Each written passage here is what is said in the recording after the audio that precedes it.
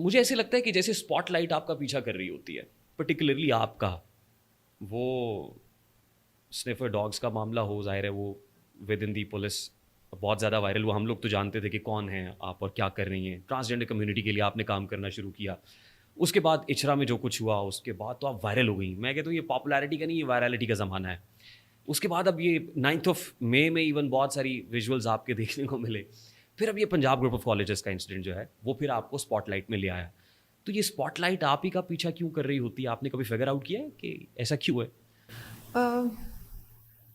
In all honesty I would say کہ اگر آپ مطلب if you cognizant enough to know what is happening in your surroundings, اگر آپ اتنے سینسٹیو ہیں کہ آپ کو اندازہ رہے کہ آپ کے ارد گرد کیا ہو رہا ہے، اور آپ کے جو ارد گرد لوگ ہیں یا جانور ہیں فار دیٹ میٹر، یا پھر کسی بھی ونڈربل کمیونٹی کا کوئی ممبر ہے، اس کے ساتھ آپ کے روابط کیسے ہیں وہ ڈٹرمن کرتے ہیں your next course of action.